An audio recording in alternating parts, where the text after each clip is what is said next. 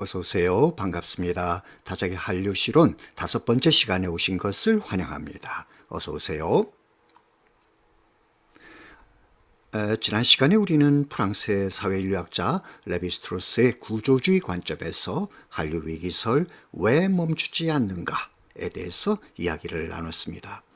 그렇다면 우리는 운명 같은 멈추지 않는 한류 위기설에 어떻게 대처해야 할 것인가?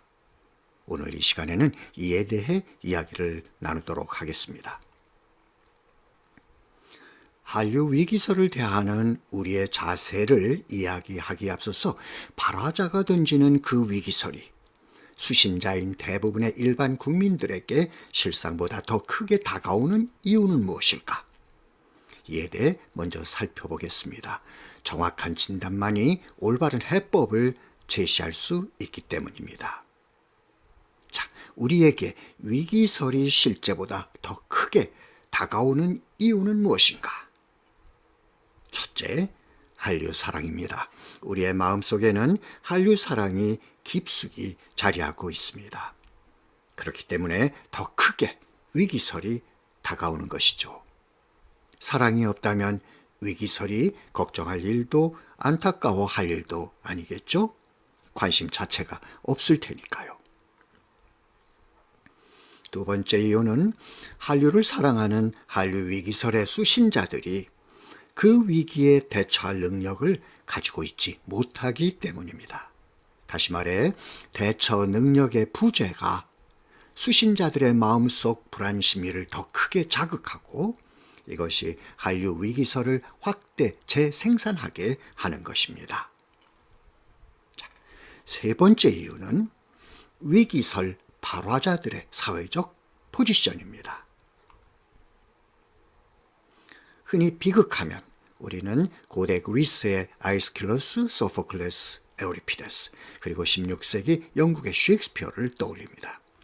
이들의 대표작인 아가멤논, 오이디푸스 렉스, 메디아, 햄릿, 리어 왕, 맥베스, 오셀로를 보면 주인공들이 모두 사회적으로 최상위 계급에 속하는 왕, 왕녀, 장군임을 확인할 수 있습니다.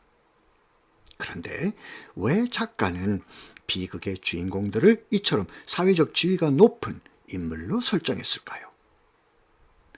추락하는 몰락의 낙폭이 지위가 낮은 평민들에 비해서 훨씬 크기 때문입니다. 사회적 지위가 높으면 높을수록 추락하는 낙폭이 커지고 이것이 비극미를 강화해주기 때문입니다. 한류 위기설의 발화자들은 대부분 사회적으로 영향력 있는 정치인, 언론인, 학계, 문화계, 문화산업계 저명 인사들입니다. 일명 인플루언서라고 불리는 사람들입니다. 그렇기 때문에 그들의 발언은 힘을 갖습니다. 거칠게 밀려오는 파도처럼 수신자들의 마음을 불안하게 하고 그렇기 때문에 그들의 위기설이 더 커 보이는 것입니다. 자, 그렇다면 이렇게 커 보이는 한류 위기설 어떻게 극복할 것인가? 우리는 이를 극복하기 위해서 어떤 자세를 가져야 할 것인가? 첫째, 우리 문화에 대한 믿음을 가져야 하겠습니다. 우리 문화에 대한 믿음은 한류 사랑의 출발점입니다. 믿음의 크기는 한류 사랑의 크기와 비례합니다. 우리 문화에 대한 믿음, 자부심이 크면 클수록 한류 사랑도 커집니다. 둘째, 한류에 대한 믿음을 가져야겠습니다. 한류가 유행이 아니라는 믿음, 이것이 필요합니다. 한류는 유행이 아닙니다. 한류에 대한 믿음 결핍의 잠재적 이유는 한류라는 이 단어 자체에서 찾을 수 있습니다. 한자로 한류의 류는 흐르다, 흘러가는 물의 뜻을 갖고 있습니다. 그러다 보니 우리의 잠재의식은 한류를 흘러가는 유행, 언젠가는 사라져버릴 문화 현상 정도로 인식을 하고 있는 것입니다. 실제로 2000년대 초 그러니까 언어기호 한류가 막 등장할 무렵 한류 위기설의 발화자들은 이렇게 이야기합니다. 한류 2, 3년 가겠어? 기껏해야 한 4, 5년 가겠지? 이렇게 이야기했습니다. 그러나 한류는 그들의 주장과 달리 25년여를 꿋꿋하게 버텨왔고 더욱 크게 확장되고 있습니다. 유행이 아니라 세계인의 문화 현상으로 굳건히 자리해 가고 있다는 사실을 우리는 기억해야 합니다. 셋째, 멀리 보고 걸어야겠습니다. 일시적 수치 변화에 일이 일비할 이유가 없습니다.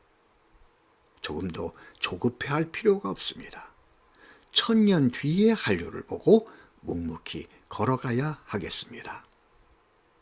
자, 그렇다면 왜 1000년인가? 1000은 인간이 채우지 못한 수입니다. 서양에서 가장 오래 산 영국의 토마스 판은 152세를 살았습니다. 동양에서 가장 오래 산 중국의 리칭유는 256세를 살았다고 합니다. 1000년에는 턱없이 부족하죠? 구약의 창세기에 나오는 인류의 조상 아담의 후예들도 900세를 전후에 살기는 살았지만 1000년을 넘긴 후손은 아무도 없습니다. 해서 인간은 1000에 대한 결핍 욕구를 가지게 됩니다. 여기서 이야기하는 1000은 1000이 아닙니다. 1000은 영원입니다. 2500여 년을 이어온 서구문화 정신의 양대 축인 헬레니즘과 헤브라이즘을 대체할 새로운 세계문화 정신 한류이즘이 이끌어갈 새로운 2500여 년입니다. 한류에서 1000은 영원입니다. 멀리 보고 걷기의 지향점, 새로운 2500여 년입니다. 마지막으로 넷째, 한류 위기설의 발화자인 인플루언서들도 마음가짐을 새롭게 해야 합니다. 한류에 대한 믿음을 가져야 합니다. 위기설이 사회적 관심 끌기의 수단이거나 자신의 사익을 창출하기 위한 도구가 되어서는 안 됩니다. 일시적인 시장의 수치 변화에 조급해할 이유가 없습니다. 영원을 모색하며 멀리 보고 걸어야 합니다. 이렇게 할 때 한류 위기설은 고개를 숙이게 되고 위기는 1000년 한류의 창발을 돕는 자극제, 크리티컬 포인트로서의 역할을 수행하게 될 것입니다. 위기는 축복입니다. 감사합니다. 자, 구호 외치는 시간입니다. 제가 한류이즘 할게요. 여러분들은 한류토피아 그리고 다 함께 위하여 하시죠. 자, 한류이즘과 한류토피아를 위하여. 수고하셨습니다. 다음 주 이 시간에는 다자기의 한류와 결혼 첫 번째 시간, 한류란 무엇인가? 진화생물학 미메틱스에서 본 한류를 가지고 여러분들을 찾아뵙겠습니다. 편안한 한 주간 되세요.